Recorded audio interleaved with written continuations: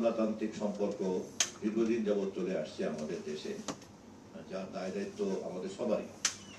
আমরা সেখান থেকে বেরিয়ে এসে সময় উপযোগী ইন্টাররিলেশন তৈরি করতে হবে। আন্তঃসম্পর্কটা হতে হবে কিন্তু সময় উপযোগী। মেশিনের মতো আন্তঃসম্পর্ক তৈরি হলে কিন্তু মানুষ তার নিজের মধ্যে যে সুপ্ত ক্ষমতা থাকে, তার যে ক্রিয়েটিভিটি থাকে, তার যে এক্সট্রা ক্রিয়েটিভিটি থাকে, আমরা কিন্তু সেগুলি থেকে বঞ্চিত হয়ে যাব।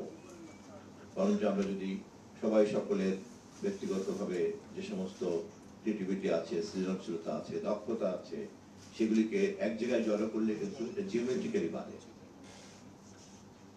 3 আর 3 যোগ করলে হয় 6, কিন্তু 3 আর 3 কে মাল্টিপ্লাই করলে কিন্তু হয় 9।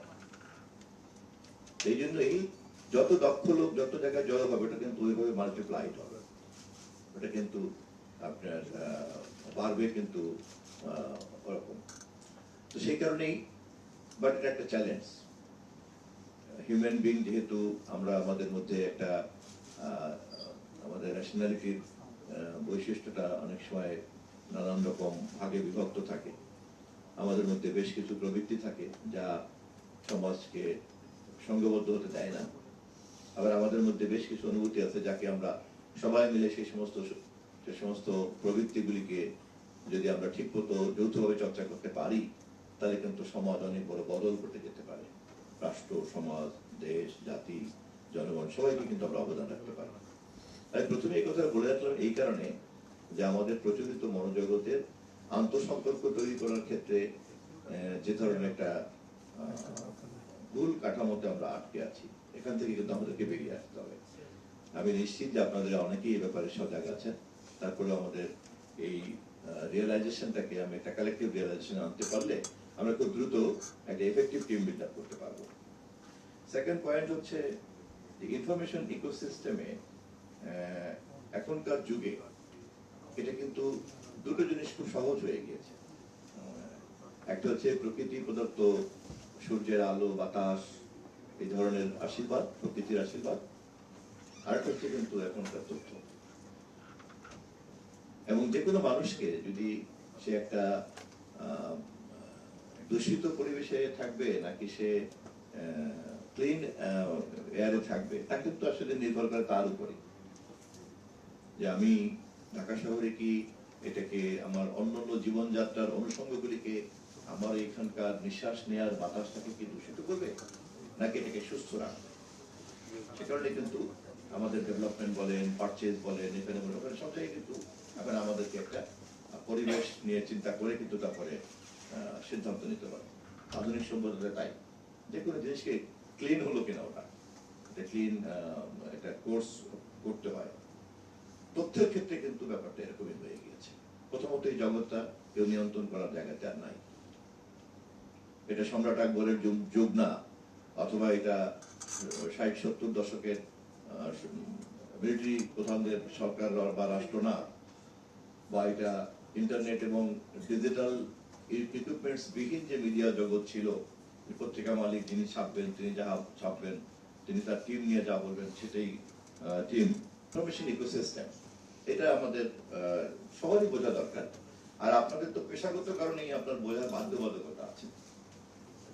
আমি না বুঝলেও কিন্তু অসুবিধা নাই।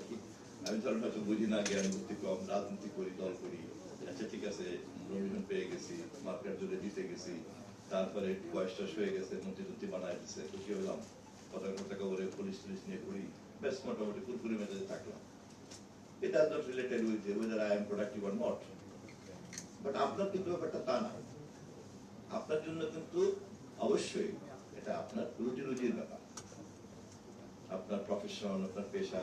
আপনি ইনফরমেশন ক্যাডারের লোক বলছেন, তাই না? ইনফরমেশন ক্যাডার না, তো it is implied. The moment you are claiming that you are information cadre, it is implied. আপনি কি ইনফরমেশনের ডেফিনিশনটা আপনি প্রপারলি জানেন কিনা, এটাকে আমাকে কেউ কোশ্চেন করলে আমি না পারলেও কিন্তু দোষ হবে না। বাট আপনি যদি না পারেন, এটা কিন্তু দোষ, এটা কিন্তু লিমিটেশন। মন্ত্রী জানে না, মন্ত্রী নাও জানতে পারে, রাস্তাঘাটে ঘুরে বেড়ায়, স্লোগান দেয়, করতে মন্ত্রী হয়ে গেছে। বাট এগুলো বিসিএস ক্যাডার।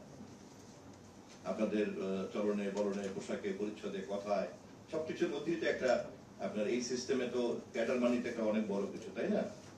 এবং you are the permanent component of the government. We are not permanent component of the government. Just come for 5 years, এরপর আবার পাবলিক চাইলে পরে 2 বছর মাথায় রিটায়ার করে দিতে পারে। আর যদি রেগুলার করতে হয় তাহলে 5 বছর পরে আবার আমাকে রিনিউয়াল করতে হবে, এবং সেই ক্ষেত্রে আবার দেখা যাচ্ছে গভর্নমেন্ট আছে, আমি নাই। বাট আপনার ক্ষেত্রে তো তা না, আপনার ক্ষেত্রে তো আপনি যেদিন ঢুকেছেন আর যেদিন বেরোবেন পুরোটা স্ট্রাকচার করা আছে। সো কোশ্চেন ইজ দ্যাট যে আপনি আপনার এই পজিশন থেকে যে ইমপ্লয়েড সার্ভিসটা নেশনকে দেওয়া দরকার, whether you are prepared for it, whether you are aware of it, and whether you are developing your capability in line with the time, that is the question. Of course, এটা সবটাই আপনাদের ব্যক্তিগত দায়িত্ব না, কারণ রাষ্ট্রের জনবল হিসাবে আপনাদেরকে দক্ষ করার দায়িত্ব তো রাষ্ট্রেরই। রাষ্ট্র সেই উদ্যোগ নিয়েছে কিনা, ঢুকেছেন আর বেরোচ্ছেন, বাস মাঝখানে আর কোনো কাজ নাই।